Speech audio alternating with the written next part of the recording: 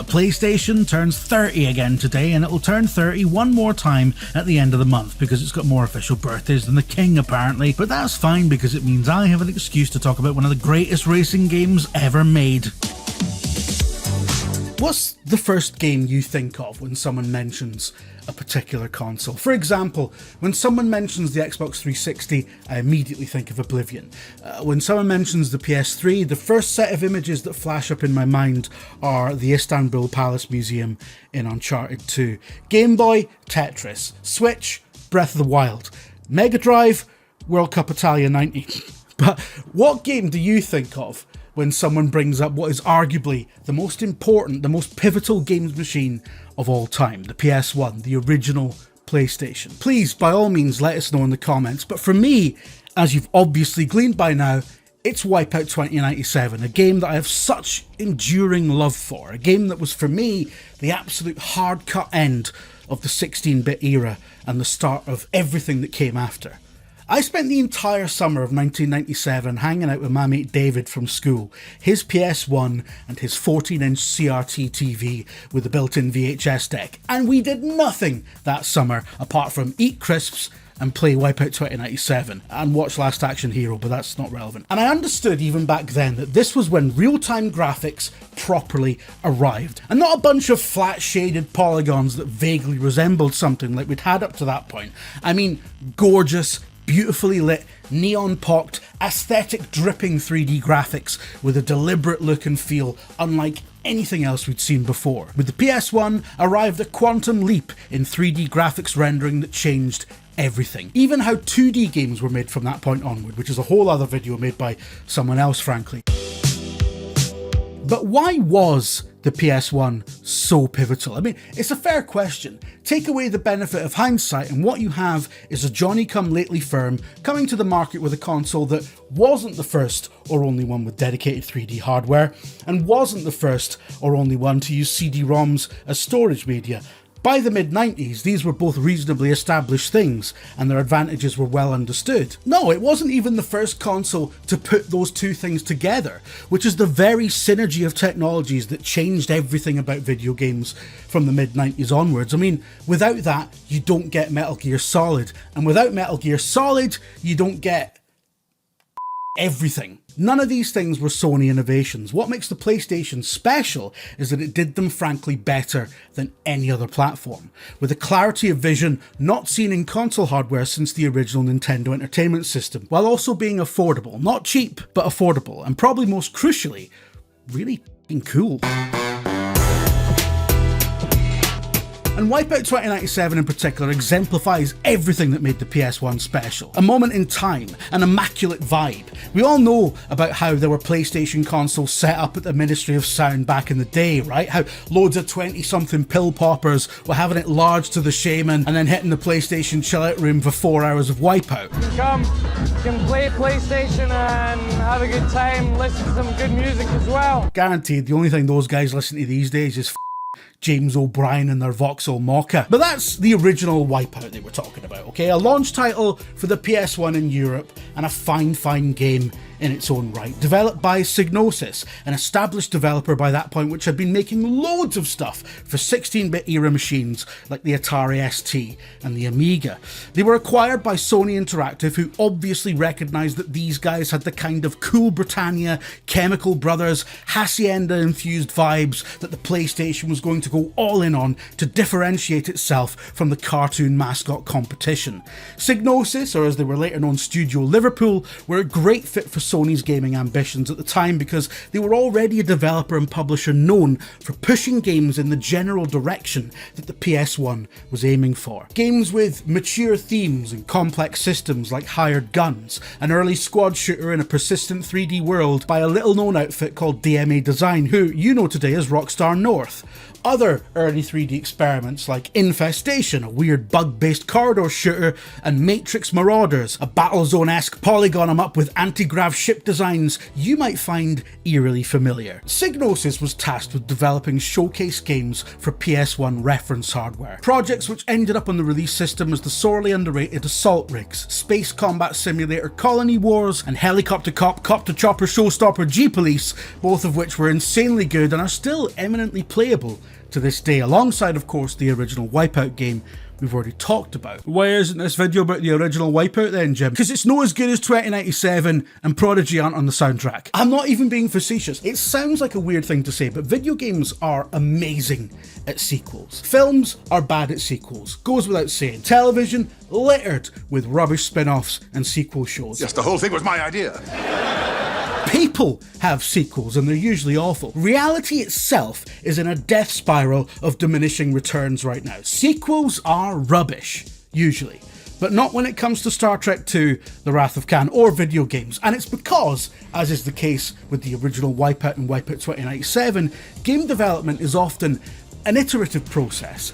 Ideas and concepts that perhaps don't quite work the first time round get to have a second chance in a video game sequel that can build on the existing groundwork and benefit from concurrent industry innovations in terms of quality of life features, improved technology, or even just a better understanding of what works and what doesn't after it gets into the hands of a passionate and very vocal user base. Yeah, I'm using Watch Dogs 2 to illustrate some of that, despite Watch Dogs 3 Legion being so bad it effectively killed the series. But that was a threequel. See? It's different. Diminishing returns. We'll get into that. Wipeout 2097 was conceived as an expansion pack for the original game with more tracks and more ships, etc. Knows how that would have worked on the PS1. But the project quickly morphed into a proper sequel with a completely new roster of tracks and ships and a massively improved handling model that feels distinct from the original game but also much closer to what it was trying to go for. Game designer Nick Burkham particularly wanted to change how the ships behaved when they hit the sides of the track. In the original Wipeout, doing this brought you to an almost dead stop, absolutely murdering the pace for anyone who wasn't good or practiced enough to be getting perfect runs. 2097 handles collisions with much more nuance. There's still a harsh speed penalty for hitting the sidewalls, as there should be, but it's much more of a skid or scrape in practice. Enough of an annoyance to make you want to get better at your air braking, but not enough to kill the sense of momentum in the game. And more generally, the way each ship feels as it glides along the track just feels good. No antigrav racer before or since, not WipeOut HD, not Pacer even, which was as much a Wipeout sequel as you can get without officially being one, has ever nailed the silky movement of an AG racing ship like 2097 did. The way your ship would go over a speed pad and give you a tangible rush to the senses. We played so much of this that summer that I remember being in the car with my dad and going over, a feature in the road and expecting the car to speed up, because despite running at 260p or whatever it was on a tiny flickery television, the way those ships behaved felt tangible, felt right. And in conjunction with the Blade Runner-esque Japanese-inspired Designer Republic visual design and what is, I think, the most perfect racing soundtrack ever compiled, yes, everyone talks about Firestarter by the Prodigy, as they should, but shout out to Body in Motion by Psygnosis in-house producer Cold Storage, which, despite appearing on the same bill as the Prodigy, Underworld and the Chemical Brothers, is somehow the most iconic Wipeout 2097 track. Put all that beautiful game design and programming and artistry together and you get not just a great video game, but a perfect moment captured in time. A chapter point, certainly in my life.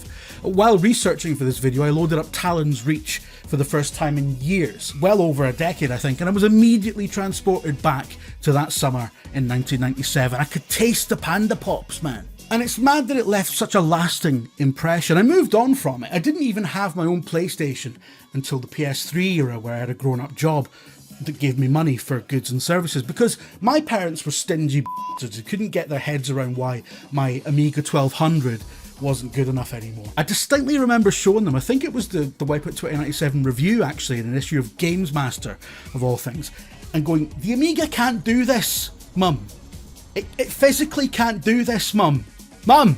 The PS1 is credited with being the console that brought gaming into the mainstream as a proper hobby for cool 20-somethings, and not just a load of shit for kids. And I think had the PS1 not existed, gaming might have struggled to make that leap, if it managed to do so at all. Looking at what all the other platform holders were doing at the time, floundering mostly, it's clear that the PS1's swagger was a much needed kick in the arse at a very crucial moment. The Waynes that were playing video games in the 80s became the young adults that were still playing them in the 90s, and PlayStation allowed the hobby to grow with them, to reflect all the new and exciting things that young adults' lives and their personalities expand into as they get older. It was sexy, it was pop culture, and it was their own, something their generation had and understood that previous ones just didn't get. The future was being invented for them, as they danced away the endless golden sunset of youth. It's a continuity, I think, from the Amiga, an exciting home computer platform that, as mentioned, developers like Psygnosis were doing lots of PlayStation-like stuff on before the PS1 was even a glint in a Nintendo-jilted Sony executive's eye, but it also represented this creative explosion, a democratization of animation, graphic design, electronic music production that gives the late 80s and early 90s a lot of its signature looks and sounds. Underground vibes that the PlayStation would absorb as part of its platform identity and exude most successfully with WipeOut 2097, a fusion of design, technology and the unmistakable swagger of 90s Britain, fueled by the rave scene invented by folk and about with Pro Tracker on their Atari STs and Amiga 500s, dance music producers who by 1997 were on the soundtrack of one of the biggest and best racing games of all time. You can't bottle that magic. You can't re-engineer the collision of 90s rave culture and tech demo scene that WipeOut 2097 emerges from as this iconic, refined work of art. As we saw with the going through the motions WipeOut 3, the frankly abysmal WipeOut Fusion, and the handheld spin-offs that more or less culminated in the WipeOut Omega collection you can currently play on PS4 and PS5, which, I mean, is fine. It's just fine. It's fine. But WipeOut HD, it's the poster boy for that fucking busy nonsense look and lack of oomph that seems to plague the modern antigrav racer, from Redout 2 to Pacer to, I don't know, whatever. WipeOut 2097 was just too perfect. And that's why the antigrav racing genre has been ever since. Is how I was going to end this until I discovered while researching this video BallisticNG, an absolute love letter to the PS1 WipeOut games. It's been out for ages, by the way, since like 2016, that really nails the look, the pacing and the wonderful feeling of gliding one of those pointy motors over an impossibly windy track. It really is authentic, right down to the low poly art style and the crunchy textures. It costs less than a tenner. It's highly moddable, so you can add your own music. There's loads of custom ships and courses available, even a fair few ports of classic WipeOut tracks, as you'd expect. And I got so into playing it that this video almost missed the deadline, so yeah, it turns out you can bottle magic a wee bit. And I think it says something about the PS1's ongoing role in the maturation of video games, where now emulating that machine's technical limitations is considered a valid artistic choice. The medium is no longer locked into the endless pursuit of photorealism. You don't need photorealism, you just need a banging soundtrack and some f***ing vibes. That's the PS1's legacy, and that's why WipeOut 2097 is the greatest sequel of all time. Shit, it's my boss. How can you make a video about WipeOut 2097 without once mentioning F-Zero? I mean, like that. I just did it. Now is a great time to score some incredible games through Humble Choice. Live now through to October 7th, you can grab WWE 2K25, Destiny 2 Legacy Collection, The Plucky Squire, Return to Monkey Island, and more.